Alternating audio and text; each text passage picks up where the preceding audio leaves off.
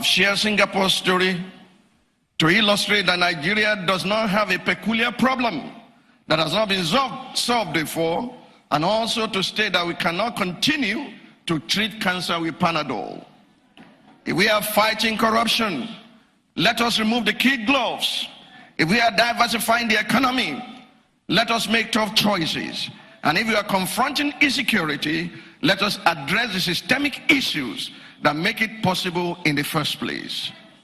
Hopefully, the Singapore model can stimulate robust thinking, bold visions, dialogue, and concrete action that will stop our national decline and save our republic from becoming a dystopian, a state in which the worst possible conditions exist in government, society, and law. Let me go quickly to vision casting. With the background of Singapore's success set, we must now critically examine our national goals under this administration in the context of the prophetic imperatives of national vision casting.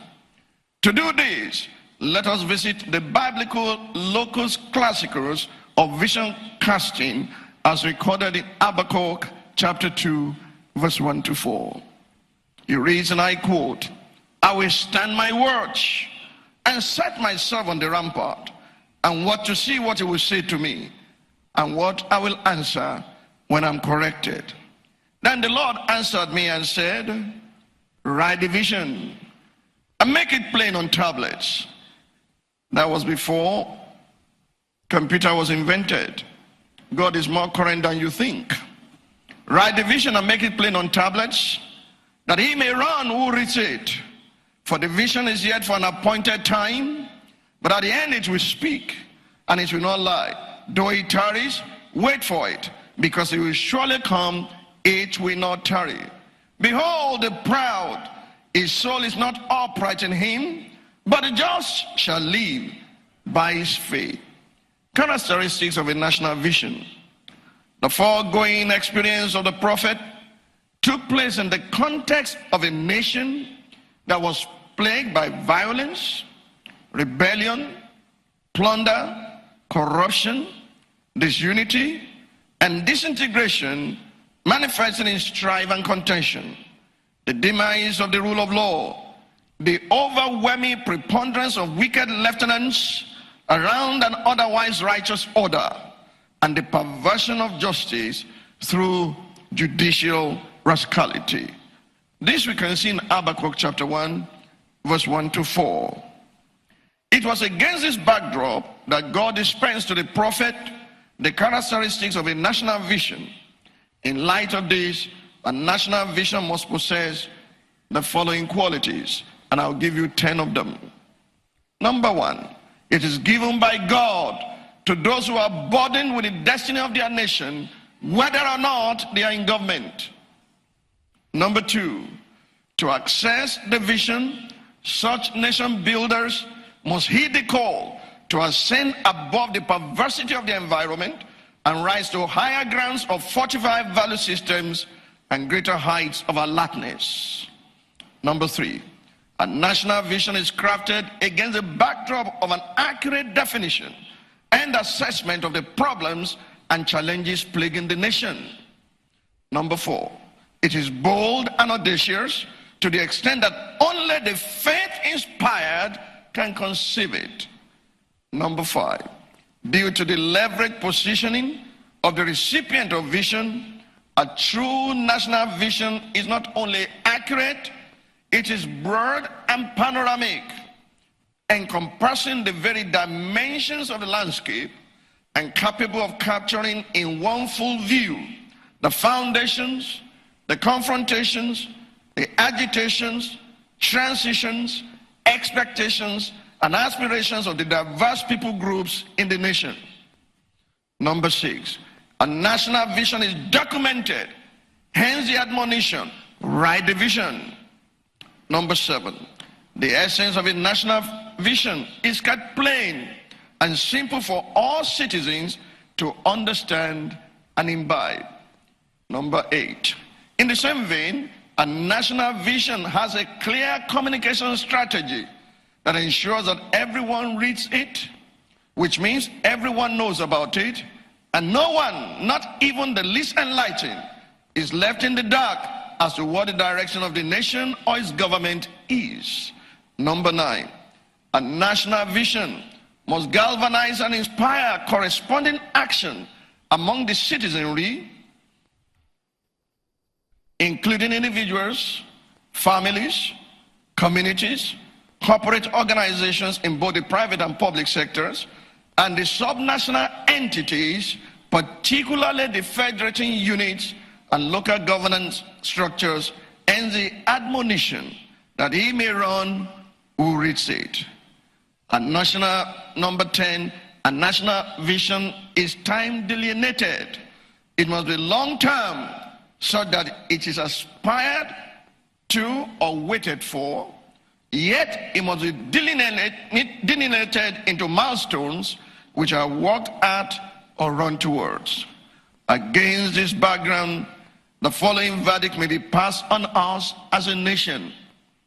Number 1, this government has a direction in terms of goals and objectives that are mid to short term.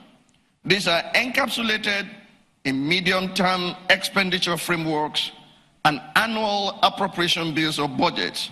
However, as a nation, we still lack a true national vision.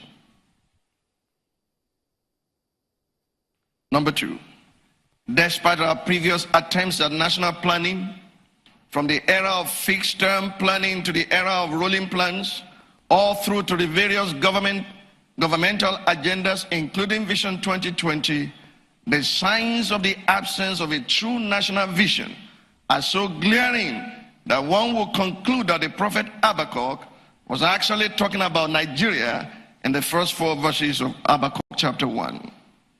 Number 3, the biggest indicator of the absence of a national vision or rallying point is the preponderance of sectional agitations, from the clamor for self-determination by the Afenifere group and the Odua People's Congress in the Southwest, to the push for secession by the independent people of Biafra in the Southeast, from the terror unleashed by Boko Haram in the Northeast, to the ugly developments involving the Shiites in the Northwest, from the violent attacks by herdsmen in parts of the Northwest, especially the wanton destruction of lives and properties in southern Kaduna, and in the North Central, from where it has spread down to the south, to the militant quest for resource control by the Niger Delta Avengers in the South Side.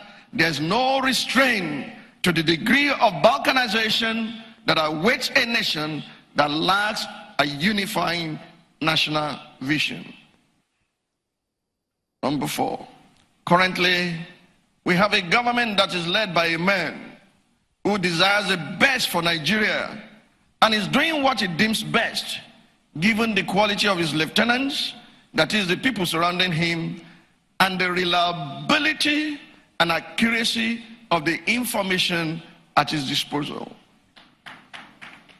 Number 5, for a relatively long time, perhaps understandably due to the quagmire it met on ground, but also due to insufficient coordination of strategies, the government failed to effectively communicate its direction as encapsulated in the change agenda.